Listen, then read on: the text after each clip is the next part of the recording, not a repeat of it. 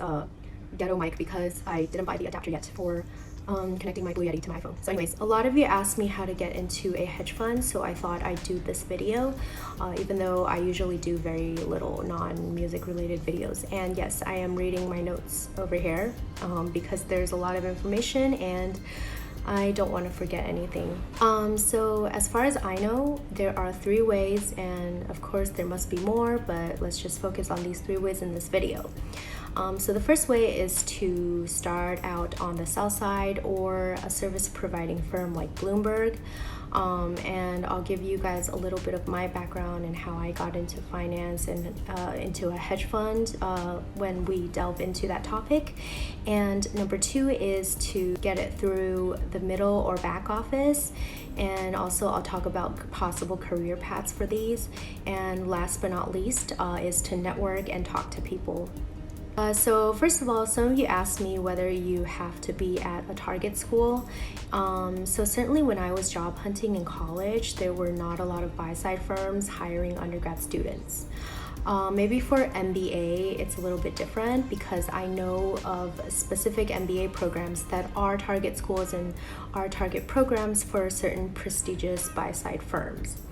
But I did see a Fidelity booth at some of the career fairs that I went to, so it is possible, and Fidelity is also a very good and prestigious company in our industry. So hedge funds did not hire undergrads back then. I read somewhere that maybe Citadel and Point72 are now hiring from schools directly, but generally it's very rare, and it's still very rare. Even these days, usually hedge funds hire from either the sell side or other buy side firms, so people with a little bit of experience, which is where my background comes in, and that's how I got in.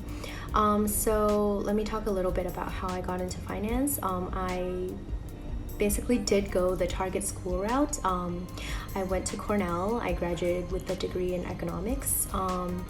And basically we have this career services center, and we have these career fairs, and I also went to the Boston Career Forum, which is really good because I speak Japanese, and it's for English and Japanese bilinguals, but for some companies you can get by with like very limited Japanese, so it just really depends.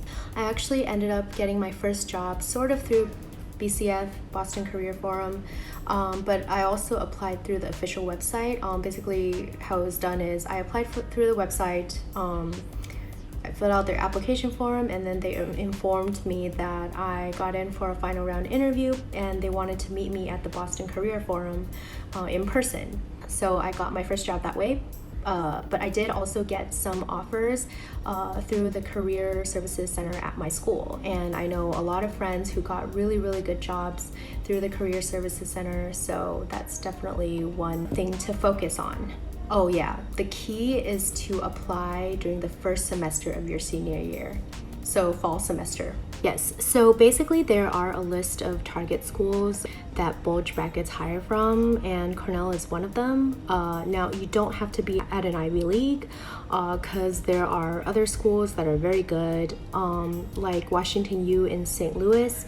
One of my ex-colleagues is from there, and he went on, after he graduated, he went on to a very prestigious bulge bracket sell-side firm, and then he came to our company. So that's a very good school, and honestly Cornell isn't even ranked that high among the Ivies. I think rank-wise it's probably around the same as WashU, depending on the year, and target schools are probably like top 40 or top 50 ranked in the US, and rankings change every year, and I don't think it's only dependent on ranking. I think it depends on a lot of other factors like the specific programs and the Career Services Center, and if the Career Services Center have good relationships with the firms that are coming to recruit at your school. Like NYU is ranked number 29 or 35 depending on the source, and there are plenty of people in our industry who are from NYU, and it's a very, very good school with a great program in a lot of fields. And so that really does help. I went through that route, but you certainly don't have to go through that route only, and I know plenty of people who are not at target schools and are in finance, so don't feel dejected if you didn't graduate from or if you don't currently go to a target school. Before I worked at a hedge fund, I worked at a bulge bracket investment bank, and now when I say investment bank, people might think of IBD specifically, which is the part of the bank that underwrites IPOs and you read about in the news and stuff, but the term is actually broader than that. And of course IBD is one of the most lucrative parts of an investment bank. But anyways, I was in sales and trading because my ultimate goal was to either work for a hedge fund or work for the prop desk. The prop desk also rarely recruited undergrads directly because it requires some experience and you can undergo a lot of stress. But that said, I do have a friend who worked on a prop desk right after graduation, and she's really smart and really capable person, and now she's at another hedge fund. But yeah, so it worked out for her. But then I also know some other people who joined as an undergrad on the prop desk, and their careers didn't really work out. They're not in the industry anymore because it was too stressful. But anyways, on prop desks, they're a little bit different now than they were before. Ever since the implementation of the Volcker rule, they have sort of moved to more of a facilitation role for clients, which I can get into this stuff more in another video if I have demand for it.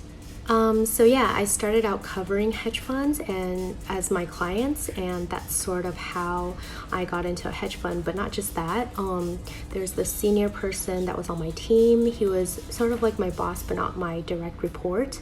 But basically he was the head of hedge fund coverage at my previous sell-side firm. And we see eye to eye on a lot of investment views. He also went to Cornell, but that's definitely not the only reason he hired me, and he has told me that. Of course, being an alum helps, but it's definitely not the only thing. There's also a funny story behind it. I can delve into it in another video. First is to cover hedge funds as your clients, and that's how you meet people from hedge funds.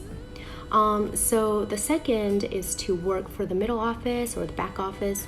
I don't know why, but in college, a lot of my peers didn't want to do middle office. I guess they were all really like competitive, and the recruiters were giving this image that only front office people are competitive. But honestly, when you do your job really well in middle office, you can eventually become the COO of a hedge fund, where the base salary, so average in Hong Kong, is maybe like 200 grand to 250 grand US dollars per year, and you can get some equity on top of that as well. So that's a lot of option value. I know COOs who have made millions, so that could also be very lucrative of a career.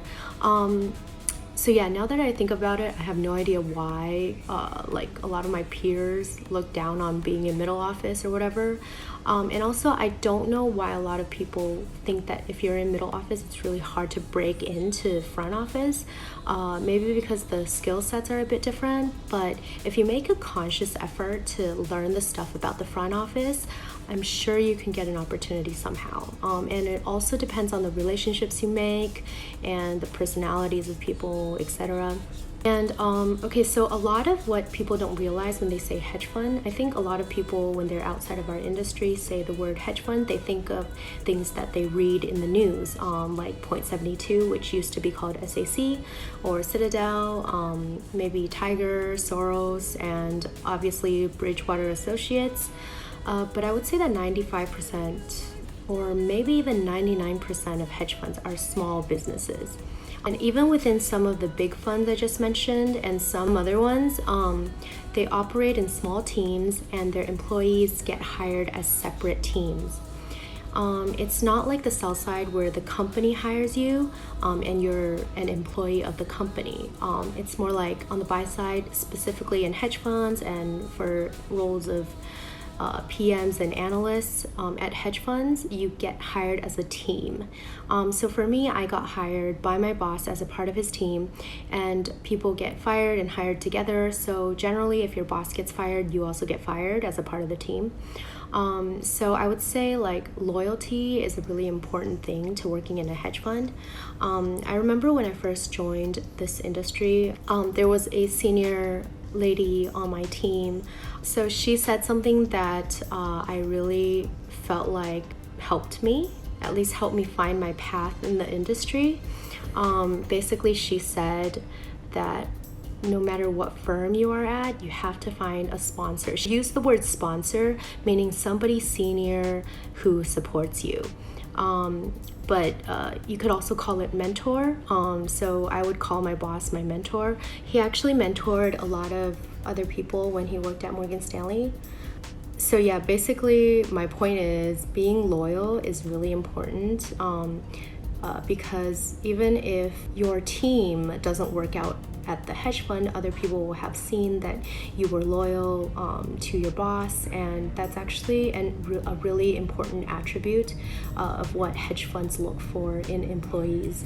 And the last way, which kind of overlaps with what I said earlier about meeting people, is to meet people and network. And of course, you have to show that you are genuinely interested in finance and that you are very capable of doing what your job requires.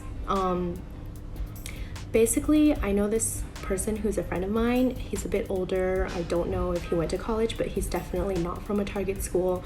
But he started out in a back office role, like in the mailroom. So it does sound like Harvey Specter from Suits, but this is a true story. And eventually he got promoted, and now he's a director at a bulge bracket. There are 3 ways you can get into a hedge fund. If you are interested, you can click the video right here. It's not my video, but it's like an interview of all these bosses, like CIOs and founders of hedge funds, and what they look for in candidates. I hope I addressed some of your questions. If you have other more specific questions, you can leave a comment below, and I'll try to answer them if I can, but just please note that I can't answer every single question because of my job. Everything I said is all public knowledge, and it only represents my personal views and none of my firm's. Thanks. See you guys. Sometimes you feel like everything's so right, but the next second it starts to feel wrong. They say you're crazy, that you're just dreaming, that it's not worth it to leave everything behind. Ooh.